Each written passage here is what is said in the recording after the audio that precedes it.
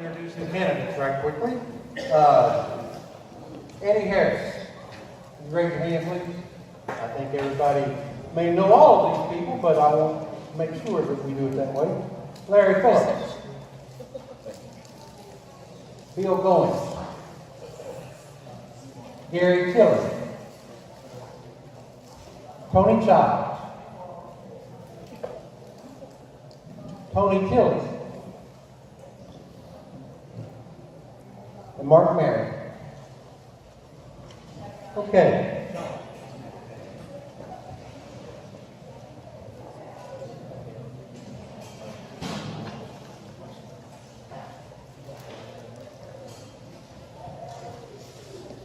All right, so Eddie Harris is running unopposed in the South District. In the Mount Airy District, we have Larry Phillips and Bill Goins. And in the Central District, we have Mark Marion, Gary Tilley, Tony Childs, and Tony Tilley. And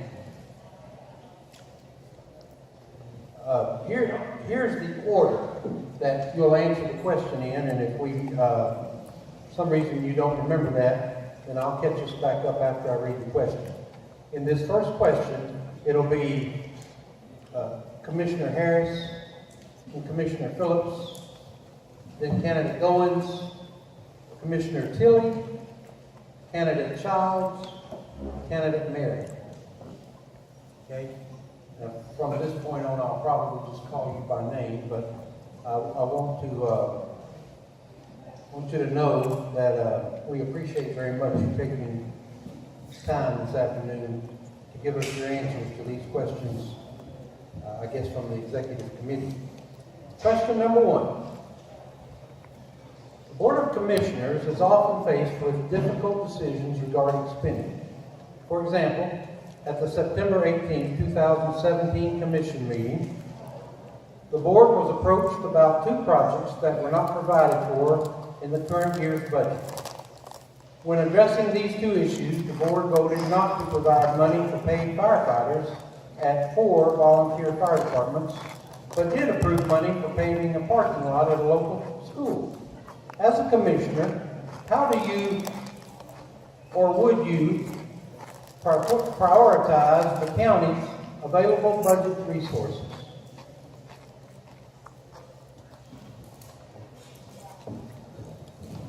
Do you want us to stay on John or Sid? Mr. Main, Okay. Yes, as a county commissioner, obviously finance and spending are your biggest responsibilities, your fiduciary responsibility to taxpayers is paramount to serving the citizens.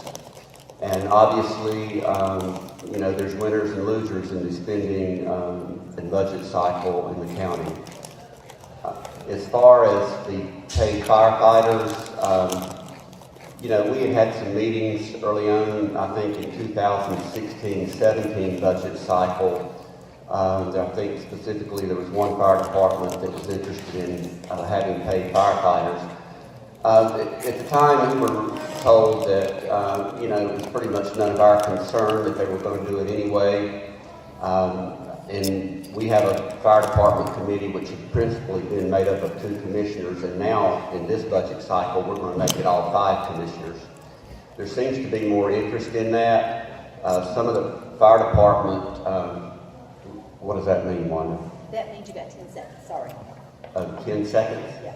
Okay, yes, so, you know, paid firefighters is obviously something we're going to look at and, you know, be confronted with. You have to make some hard choices as a commissioner. As I said, some of them are sometimes quite unpopular. Thank you. Okay. My apologies, Commissioner Harris. That's on me. I should have let you know that the yellow card that Wanda's holding up, when she holds it up, means you have 10 seconds. And then the red one will mean that after that it's going to be a bell in a few seconds. I apologize for not making that clear to you. Larry Phillips. Thank you, John. That particular issue of paid firefighters and the school we have been looking at the school, the paid firefighters for quite a while. But you understand, that's an undertaking that once it's begun, it's got to be sustained financially. And we have some questions about how other counties are doing that and some of the situations that they're encountering that.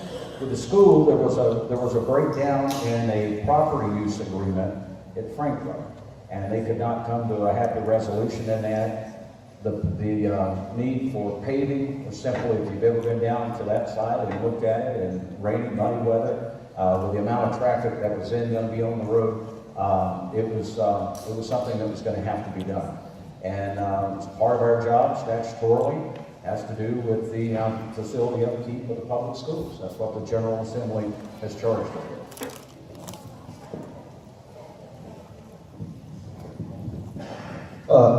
And I agree with that. I think we have things coming up, especially safety needs, that you'll have to look at the sustainability of those needs. And I think that's one thing with firemen, is I agree with Commissioner Phillips, you've got to sustain that. You've got to sustain those firemen, you've got to keep that going. And then with the school issue, go around the dirt road every day, it's routed, it's got ruts in it. So that was something that needed to be done and probably should have been done. You know, the worthiness of these requests are obvious. Firefighters are essential, and, you know, the parking lots have got to be one thing too. But let me answer your question by just suggesting the process that I go through in decision making. I bring a kind of mindset to funding issues and spending that might be a little bit unique because I've spent most of my career with finance and accounting and that kind of thing.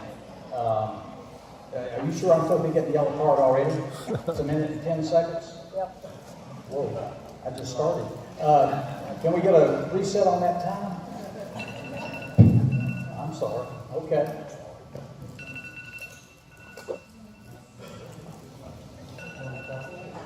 Moderator, is that the time is up? I'm sorry, I wasn't keeping time, but I guess it is. Go ahead, Gary, finish. Oh, okay. Well, what I was going to say was that I do, in my mind, I'm a cost-benefit guy. What is the cost of something, and what is the benefit, and what is the context of that funding request? You know, how much of, in this case, the firefighters, how much of that has been considered previously? How much of it is totally new, and does it represent a precedent that we don't want to establish for the future? Those kinds of questions have to be asked in that kind of situation. So I will just leave it at that and suggest that the process of how you approach a decision is very, very important for a commissioner in my mind.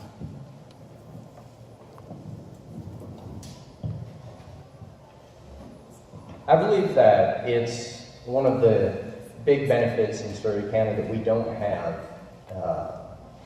regular paid fire departments. I think the volunteer fire department is the best deal going. It's good for the taxpayers. They're dedicated workers. They know what they're doing. I personally don't support going down that avenue of paying volunteer firefighters. If it's something that is absolutely unavoidable, I'll consider it at that time, but just to be honest with you, I must have a lot of Scottish blood because it just goes against the grain. I think we need to try to keep the volunteer aspect of our fire departments. And the parking lot, I have no idea. I mean, if it needed to be done, it needed to be done. I would take those as two separate issues.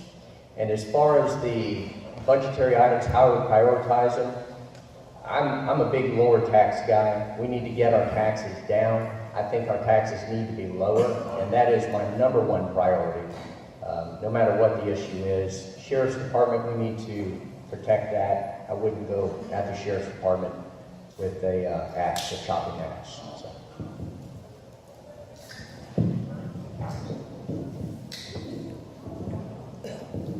Okay, speaking on the issue of the fire departments versus the driveway around behind Franklin Youth Foundation ball fields.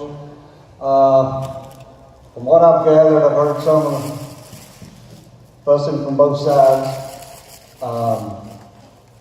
It's added to the agenda. And what really happened was turn the fire department down and pave the driveway. Well, I'm a firm believer, and I don't care whether they're paid or volunteer.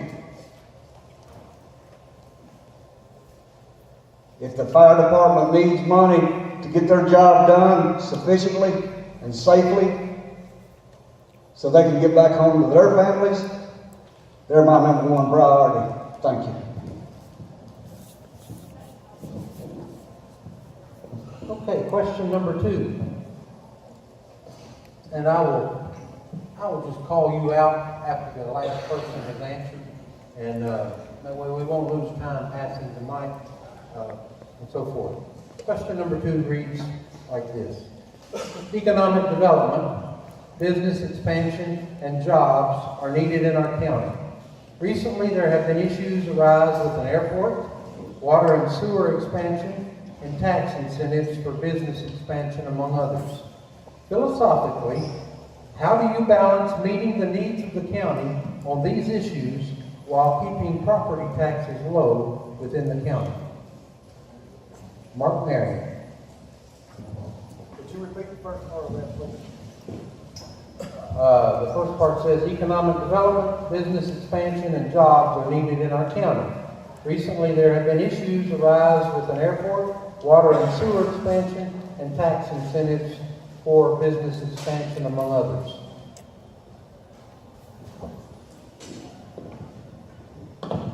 The economic growth in Surrey County, the biggest thing we need to do, educate our young people and make it more attractive for them to stay in Surrey County. So they will come back, raise their families in Surrey County. Tax incentives to outside businesses, tax breaks. We've got the perfect opportunity in Surrey County. All roads go through Surrey County. 77, 74, 52, 601. The perfect way to attract business. So we just need to get out there and make it more pleasing for people to come to Surrey County. Thank you. Tony Childs.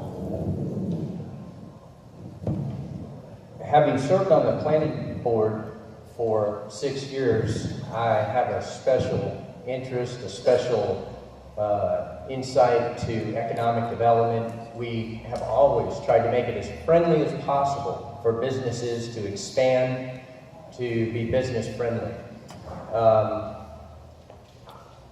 As far as the water project goes, I still need a little more convincing on that issue. I probably would not have supported that in its current form entirely.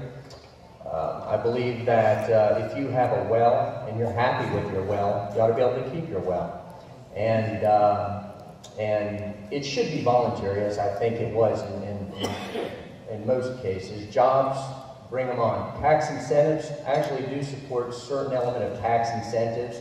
I know other states have done that aggressively to great effect and brought a tremendous amount of economic growth to their states. So I would be open to having that conversation about business tax incentives under a limited arrangement. So there does have to be an end, but the dividends in the long run to business tax incentives have been quite impressive. And as far as the airport is concerned, I'm out of time. Gary Tilley.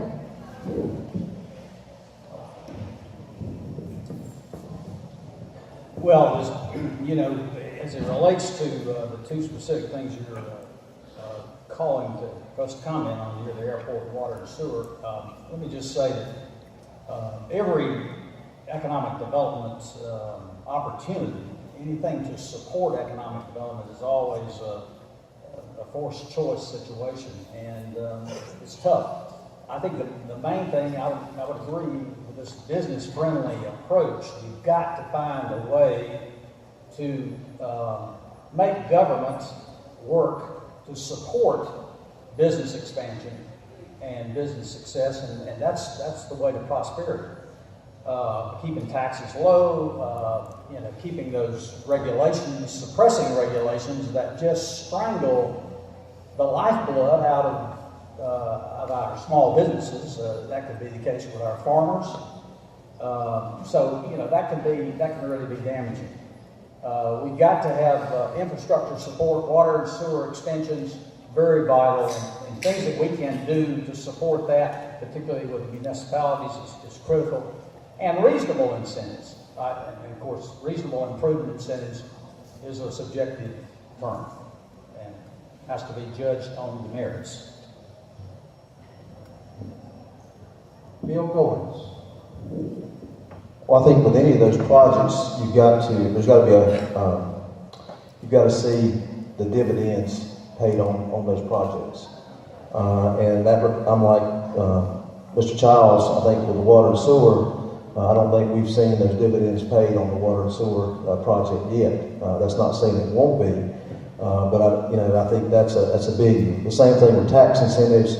You can give tax incentives. That doesn't mean the company has to hire those people and keep people employed, and that's what you're after. If you give incentives, and they should be employing people, good income for people in our county. And that way that they are able to pay more taxes, sales tax, and give back to the local economy. I agree, that you got to be careful when you do these incentives, not to break the bank and place the burden on the taxpayer. Larry Phillips. Well, you need to keep in mind that you're competing against 3,069 other counties for the same companies and same jobs.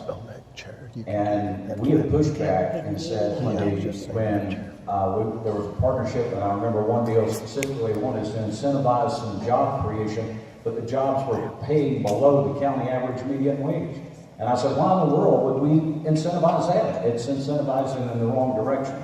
Water, sewer, and broadband and a grading site and shell building is just the cost of doing business in the 21st century. A company's not coming to Surry County, going to buy property, go through the zoning, go through, like up in Interstate District, 15 years to get that completed. And as far as that paying dividends, the property revalue went up, and we're getting $10,000 more right now in revenue to the county than before, and there's not even been any major development up there yet. So, we watch them close, but if you're going to do business in the 21st century, you're going to be competitive with the other 99 counties in North Carolina and across America, you're going to have to look at an incentive structure, and you're going to have to do it smart, strategically, and we've been able to do that, and last time I checked, we haven't raised the property taxes to do it. Eddie Harris. Thank you, John. I have a pretty conservative view of incentives.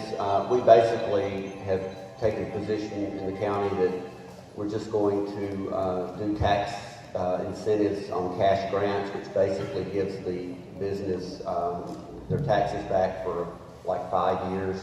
So, and outside of that, we haven't done very much. I was opposed to the Interstate Water and Sewer project. That was because of the topography up there and the mechanics of that. The water was coming from Dobson, the sewer from Mount Airy, and the whole arrangement was just convoluted to me. So I did oppose that. When I first came on the board, we had the Pittsburgh Glass Works project, which had gone down the tracks quite far, but Commissioner Golding and I squeezed about $2 to $3 million out of Pittsburgh Glass Works at the last minute at the threat of derailing the project. But it came to fruition. They were committed to 250 jobs. It's a little bit more excessive than I wanted, but they are up to 400 jobs now. We need tax base in Surry County. The airport is 90-10 over there, 90% state and federal, 10% county. We've got to grow tax base and make Surry County an attractive place for investment. Thank you. Thank you. I would ask that if you have a mobile device that makes a noise, like a phone that rings or something, that if you put those on vibrate, I want to make sure that we don't interrupt anyone while they are trying to answer a question. And I felt like the whole time I was interrupting all of you, so I'm going to give you the list of names in order again. And for question 3, we're going to start with Larry Phillips. And following Mr. Phillips will be Bill Goins, Eddie Harris, Mark Marion would be 4th, Tony Child would be 5th, and Gary Tilley would be 6th. For question number 3, and here it is. Surrey County Republican Party Executive Committee is made up of 33 people. At a recent meeting, only one of these 33 committee members indicated they had ever been asked to serve on one of the 28 boards and committees in Surrey County that are appointed by the Board of Commissioners. Many Democrats and unaffiliated voters continue to be reappointed to these boards. Some examples of these boards include the Hospital Board, the Planning Board, and the Community College Board. As a commissioner, how do you or would you go about making these appointments? Well, the appointments are basically open to anyone who wants to serve. My advice to you would be to let us know. Let us know that you're interested in that. We're always looking for people to serve on the board, and we've got some unfilled positions right now in the county. I would advise you to contact the county manager's office, the clerk to the board, get a list of the available positions that are open, and sign up for those. We'd love to have you involved in them because, you know, the state constitution says that the government resides with the people. And so we'd like to have your participation, your voice, your input in it, and the wisdom that you could bring to that. So, you know, that would be my encouragement to you. Reach out to the clerk, get a list of those positions, look at them, see what you can bring to the table, and then contact one of the commissioners and say that. We've all been pretty good. It's been my experience. And if a commissioner recommends someone for a board, we'll all support it. And so, you know, it's a pretty straightforward process, pretty easy path. It's just a matter of contacting us, letting us know that you got the time and the desire to do it.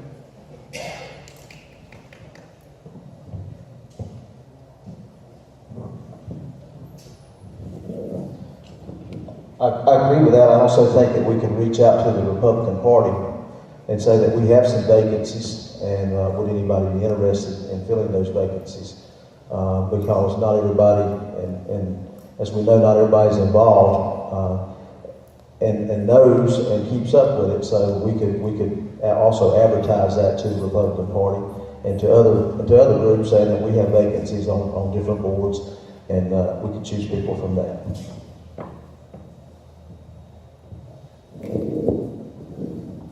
Sure, we look for all sorts of people in these positions.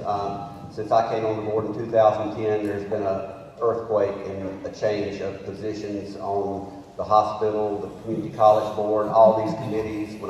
Within 6 months of my coming on the commission, we sacked the planning board, reorganized it. So yeah, but we have to represent everyone. If you have an interest, we're always glad to hear it. We look for conservative people, we look for like-minded people that represent conservative values, but we also have a broad mix of people on a lot of different committees, and I think that serves the public interest well, and we'll continue to do that. But we sure need these people in Surrey County. We have a lot of committees, and we have quite a few openings now, to the best of my recollection, and I would be open to talking to anyone here who is interested in serving on a committee. And I think most of the volunteerism in Surrey County is very worthy and very rewarding. So yeah, give us a call. And but if you look in your history for the last 8 years and see what's happened on these committees and these very important ones as well, because there has been a tremendous change.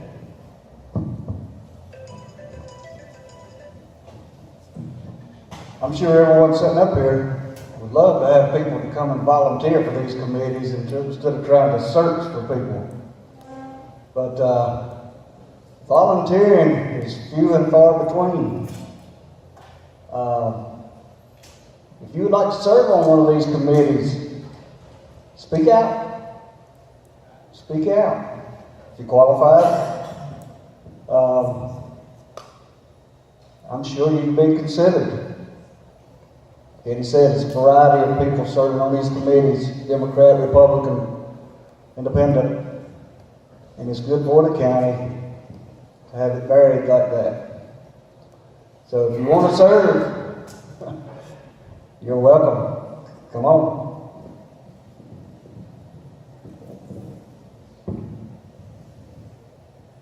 Should I be elected to county commissioner, I would be thrilled to have a line of people looking to serve on these committees. The planning board is tremendously rewarding. Basically, it amounts to this. If you pay your taxes, we better have a really good reason to tell you you can't do something with your property, unless it's just a real nuisance to the neighbors. And there will be a vacancy on the planning board.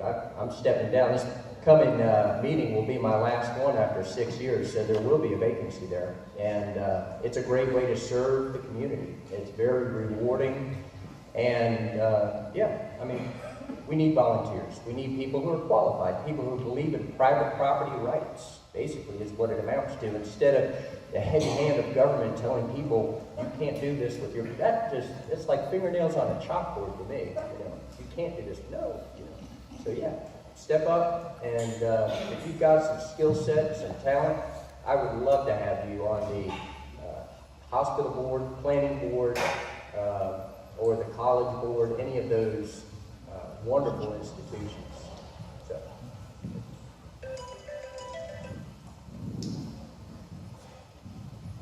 Volunteerism is what is really the lifeblood of our community. And you know, to have a question that asks about opportunities to serve, boy, that's manna from heaven. So I for one, as a commissioner, would say let's go for anything that can expand our pool of candidates for these positions that are so important to our community. So I don't know if these things are posted. It may be that the website, the county website, we might could post some of these openings on the county website so it's more accessible and to the citizens. That might be something that's possible. But again, I just would support this wholeheartedly. I myself have served on several county boards. Some years ago, I served on a county productivity commission. I also, like Tony here, served on the planning board for a year.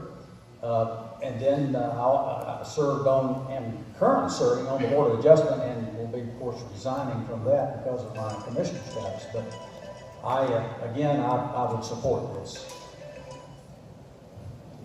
Question number 4. We will go in this order.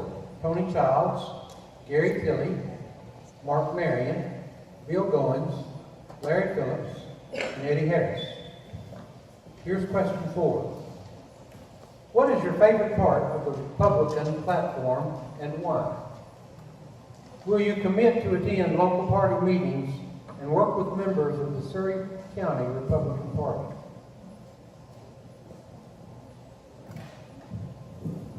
Drain the swamp. I'm a Trump supporter. I love Donald Trump, and we need to drain the swamp. First thing that comes to my mind. And by the way, I just hope that man is hugely successful. And sure, I'll attend meetings. I mean, you know, one of the things that is a good sign of health is a unified county commission board and the Republican Party. And so we need to do everything we can to promote that. I don't think there's anybody in this room that would be against that. But yeah, can I also say that you need to be a Trump supporter to be appointed to one of these boards? Is that allowed? Can I say that? So, yeah, all kidding aside, I also like Build the Wall. I like safe borders. I like lower taxes. I like private property rights. It's a free country. We are a conservative Christian nation. I don't know if that offends anybody, but that's who I am. And so, yeah, all of the above.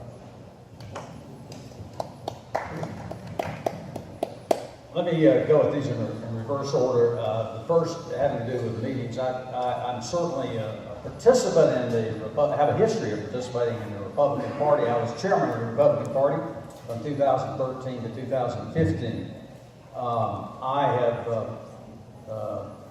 have spoken to several of my party folks here and indicated that I intend to be an active member of the Republican Party and support the party platform, support the local party, and I'm anxious to be a part of that. As far as the platform, of course, there's so many wonderful features of the party platform. You can talk about limited government.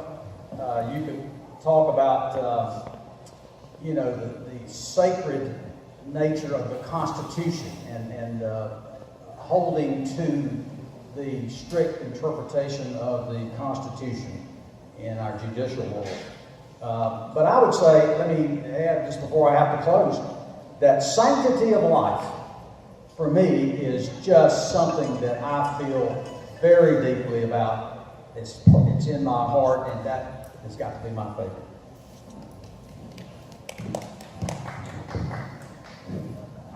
Favorite part of the Republican platform is following the Constitution of the United States. And by following the Constitution of the United States, I'm a firm believer of the Second Amendment.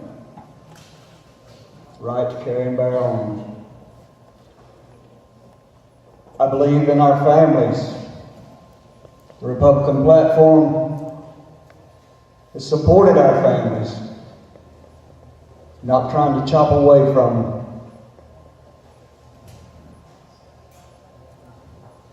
The Republican platform stands on Christian principles. We don't run and hide when something happens that you don't like.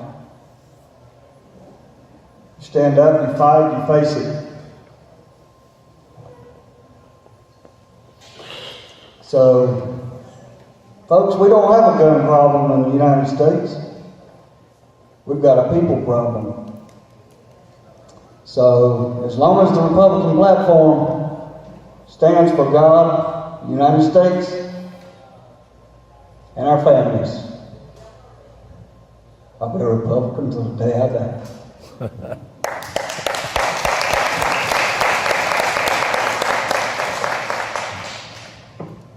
Thank you. The two most important issues to me nationally are immigration and freedom of speech. I think we have seen an erosion of freedom of speech in our country, and the immigration issue and the rule of law is, I think, very, very important to our nation. I was a Donald Trump supporter the day he came down the escalator, and I made that known publicly. As far as the Surry County Republican Party, I worked for Ronald Reagan in 1976. I led student leaders for Jesse Helms in 78. I stayed out of college for a semester in 1980 and worked for Ronald Reagan. I met Ronald Reagan. I went to the CPAC conventions with Jesse Helms in 80, 81, and 82. I worked for Richard Burr. I was Locke Faircloth's county director here. In 1984, I was chairman of Surry County Young Republicans for about 6 years in the mid-1980s. I was Richard Burr's western end of the county director in his winning campaign in 1994. So I'm not a Johnny-come-lately. If you want a history lesson on the Surry County Republican Party, call me. I can give it to you.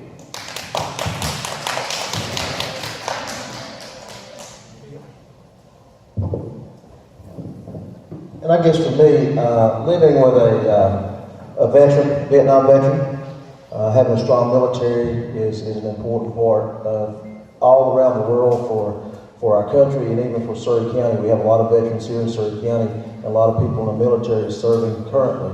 So I think that's a very important part of the platform, is having a strong military. And then wherever those people serve is supporting them when they come home. And my dad being from the coming from Vietnam, was wounded in Vietnam, felt like that he was shunned when he came back. Shouldn't be that way, folks. Wherever they go, they should be supported, and they should be supported all the way till the end.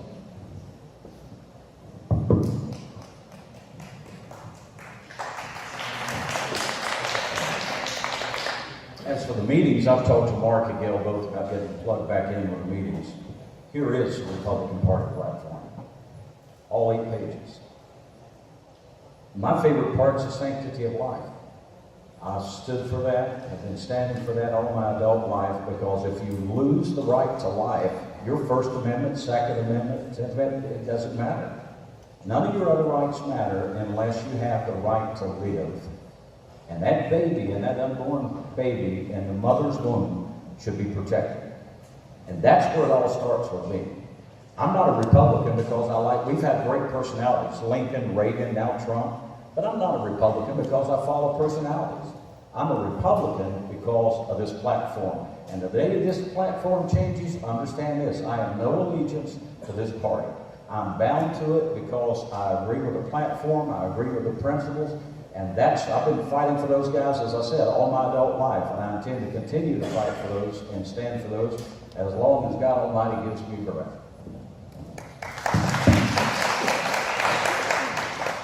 We have 2 questions that have come from the audience, and this will be the order.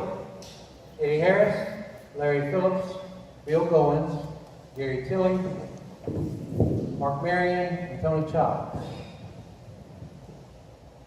Some county government officials have claimed they are unable to change or reject programs and policies imposed by state and federal government due to funds and grants tied to the programs. A rejection or modification could result in the loss or reduction of funding. As a commissioner, how would you propose to make our county less dependent on these funds that come with the strings attached? Well, there's lots of grants out there, and there's some that we're looking at now, and that we absolutely probably aren't going to participate in, because usually it's bait and switch, which means that you get the grant funding, you hire the people, and about 2 years later the grant funding runs out, and then you can't unwind it. And so you have to look at each one individually. Some are connected to social services, some are connected to public health. Those are quite important. There's positions that are partially funded by different grants that are related to public health and welfare in Surrey County. So, that's a really broad-based question, and each one has to be looked on its individual merits, but I can tell you that our board takes a very skeptical view of grants and the county's participation, and whether or not they're long-term, short-term, ongoing, recurring. And so it's a big spectrum out there in the grant funding, and it's just a crapshoot. So we take a very conservative view on looking at all the grant funding that comes into the counties, and we'll continue to do so, or at least I will. Thank you. We walked away from $750,000 worth of the Department of Commerce grants on the interstate project because we couldn't trust the Department of Commerce. We had some dealings with them that gave us great pause, and we walked away from $750,000 because we said we cannot trust the North Carolina State Department of Commerce. A lot of other grants we don't even get. In this state, there's something called JD grants. They're basically economic development grants, again, that Commerce puts together. 85% of those grants went to 5 urban counties. Think of that. 85% of those grants go to 5 urban counties. And why? Because that's where the votes and the population is in North Carolina. So that's what we're up against. Grants are tricky. They're slick. And it is like it gets you on the hook for something, and then you've got to depend upon it. And then if you get tough times, have a budget shortfall, you can really, really get into trouble. So the thing you've got to have from whether it's a federal grant or a state grant, you've got to have a high level of predictability of what you're getting into, and the parties that are applying for that grant has to know that when that money runs out, we may very well indeed have to shut down the program or dial it back.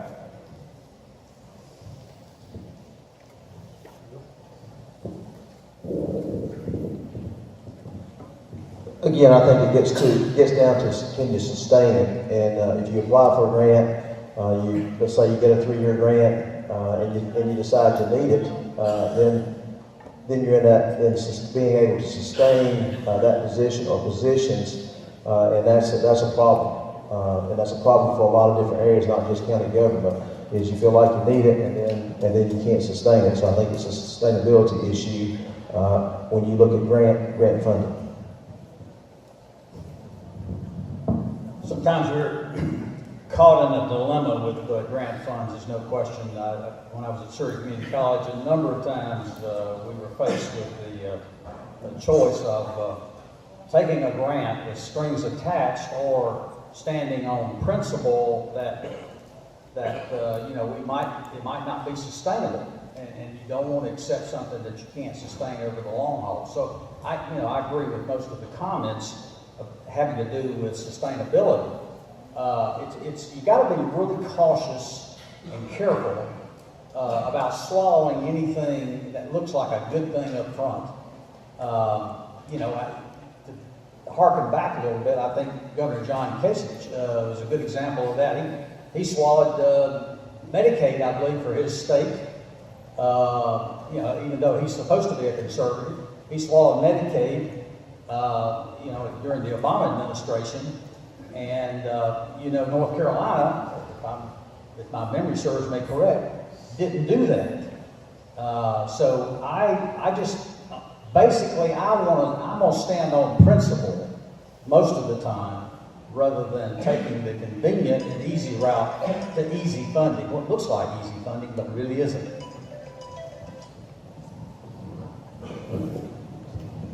Always strings attached. When you get in bed with the grants, bonds, you've always got to be sure that the future is going to be good. Like some of them said before up there. What if the next few years turn out to be bad?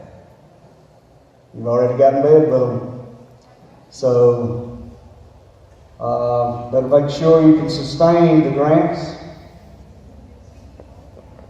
And if you hire people with it, what are you going to do with them when the grants run out? So, could be a very risky thing. Thank you. One of my favorite Ronald Reagan sayings is as follows: the scariest words known to man are, "Hello, I'm from the government and I'm here to help." There's no such thing as free money. Free money means there are strings attached. There's an old saying from the Great Depression, and it's TANSTAFL. It's an acronym, and many of you have probably heard of TANSTAFL. It stands for there ain't no such thing as a free lunch. That's always been true, and it'll always be true. So as far as grants, matching grants are concerned, it's not free money. We have to be very careful with the taxpayers' money and ask ourselves, what is progress? Take a step back and ask ourselves, what are we trying to accomplish here? To me, progress is keeping Surrey County, what makes Surrey County beautiful, and that is simple living, a simple life. Yes, we need services in Surrey County, but we have to ask ourselves, to what point and at what cost? The second question from the audience is specific, and I would invite you to broaden it some if you choose to, about anything that might have an effect on another person's property values. Here's the question. Well, here's the order. Mark Marion, Gary Tilley, Tony Childs, Bill Goins, Larry Phillips, Eddie Harris. Would commissioners support a countywide change in ordinances regarding motocross tracks, specifically reducing the acreage requirements from 40 acres to 15, which will in turn reduce surrounding home values by as much as 60%?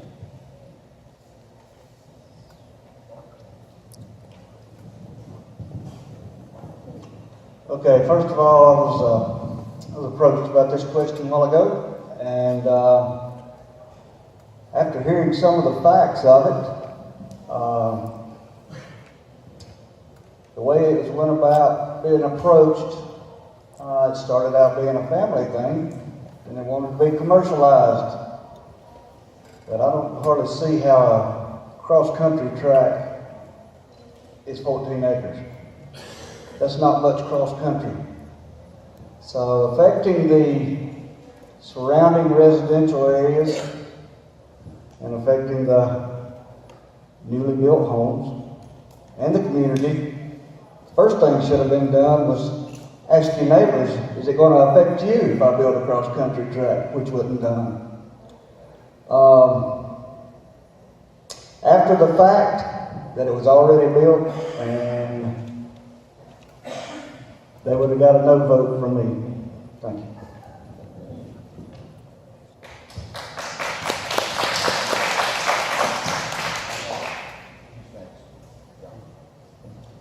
Next will be Gary Tillman. Once again, I'm going to stand on principle here. My principle is this. People, they decide to invest in property, perhaps farms, their homes. They do that with a thinking that there's some degree of certainty about what's on the books now remaining that way as it relates to zoning and ordinances and that kind of thing. They have an expectation that that they're investing, and that investment is going to be protected over time because of what's on the books. So this is the principle I'm suggesting here. If you're going to change something, if you're going to grant a variance, you had better have compelling reasons, and I mean compelling reasons, why that change should come about. Now, when I was on the planning board, I voted on that principle in the case of a Dollar General that wanted to locate in a residential area. So, again, I'm basing my answer on a principle that I believe in.